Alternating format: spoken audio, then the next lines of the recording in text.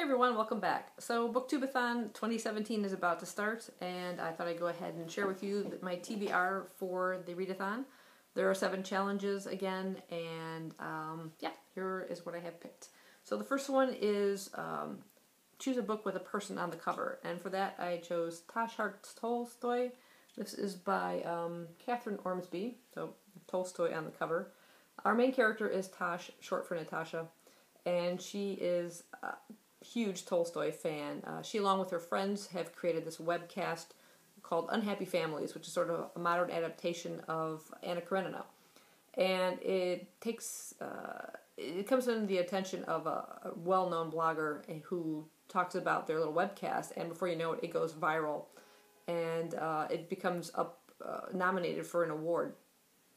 And I guess during the course of the story, she ends up having a crush on one of her fellow award nominees, and they develop a relationship sort of online, and it has a potential for becoming a relationship in person. And the only thing she's kind of concerned about is how she's going to explain to this guy that she's romantic asexual. So this is a book that has sort of LGBT plus representation, an asexual character, which you rarely see in LGBT books. So I'm looking forward to seeing that, and it's fairly new out, and I thought I'd go ahead and download it and give it a try for this challenge. The next one is choose a book that's hyped, and I'm going with The Long Way to a Small Angry Planet by Becky Chambers. This book has been all over YouTube. Everyone's talking about it. I've had it on my shelf for a little bit of time now, and it's about time I picked it up. I'm kind of in the mood for something sci-fi as well, so I'm looking forward to checking that one out. Third challenge is to read a book in a day. The easiest thing for me to do with that, to be sure I get that challenge completed, and it'll probably be the first one I knock out as well. And I chose a manga. It'll be Blue Exorcist, volume 17 by Kato Kato. I absolutely love this series, and I've been sitting at it for a little bit waiting for this readathon to dive into it. So yeah, that'll be my challenge for that. And the next one is choose a character very different from you. A book with a character very different from you. Enough said. I mean, seriously.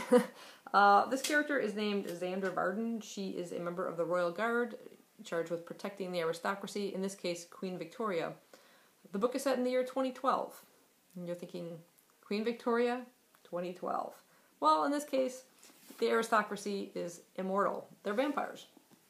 I like the little author note in here, kind of gives a better description than the back. It just says, God Save the Queen is set, obviously, in an imaginary world, an alternate timeline. Some of its history, however, is exactly what you'll find in textbooks. In my world, history began to diverge in the late 18th century when Mad George III was still on the throne and his son Prinny ruled his region. In reality, George III suffered, it is believed, from porphyria, a blood disease that is thought to have also affected Mary Queen of Scots. And when I read that, now I really want to read a book about Mary Queen of Scots.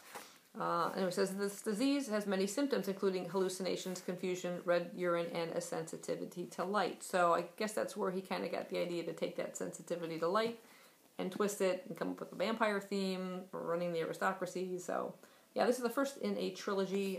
God Save the Queen. The Queen is dead, and long live the Queen. So it's the only one I have of that series, though, and I'm going to definitely check that one out. It looks pretty fun. The next one is read a book completely outdoors, and again I wanted something small, short, hopefully it won't be horrifically hot or raining all week, but for that I picked Heart of Darkness by Joseph Conrad. Again, it's a fairly thin book. I don't even really know much about it, and I think total-wise it's, to get past the notes, it's barely 100 pages, so I think that's something I should be able to read in outdoors. Weather permitting. And the next one is choose a book that you bought because of the cover. And I went with The Traveling Bag and Other Ghost Stories by Susan Hill. This is sort of part of a little set that I have. I have A Woman in Black like this, and Dolly, and I think it's A Small Hand. And they all have this tiny little book. As you can see, they're quite small. And they have like this raised kind of cover. It's absolutely gorgeous. And it's just a collection of short stories, a little bit of horror in the middle of July. And the last challenge is to read 7 books during the readathon. So I actually have 2. This kind of tops it off at 8, because one's an audiobook, and I'll show you that in a minute. But in terms of a book, a physical book, to finish off 7, I chose De Profundis by Oscar Wilde. Again, a very slender little volume. It says it's written from Wilde's prison cell at Reading Jail to his friend and lover Lord Alfred Douglas. It explodes the conventions of the traditional love letter and offers a scathing indictment of Douglas's behavior. It's a mournful elegy for Wilde's own lost greatness and an impassioned plea for reconciliation. At once a bracingly honest account of ruinous attachment and a profound meditation on human suffering. It's a classic of gay literature. And just reading a little bit in the beginning, it seems like something I think I could just dive right into, and hopefully that'll be able to complete that challenge. But like I said, I also have an audiobook chosen because whenever I'm out walking Skippy during this week, or just my eyes are too tired to read or whatever, I'll be diving into an audiobook like I usually have one going anyway. And for that, if you can read that, I chose A Quiet Life in the Country, and this is by T. Kinsey, and it is the first in the Lady Hardcastle mystery series. I saw 3 of them online on Goodreads. So it's set in 1908 and features a 40-ish eccentric woman who has a secret past, and she is hoping sort of like a quiet life in the country and her sort of self-imposed retirement. And she moves out there along with a maid and confidant who happens to be an expert in martial arts. Thought that was an interesting little twist. But the quiet life she hoped for, it doesn't happen when a dead body is found in the woods, and she feels like the police are on the wrong scent.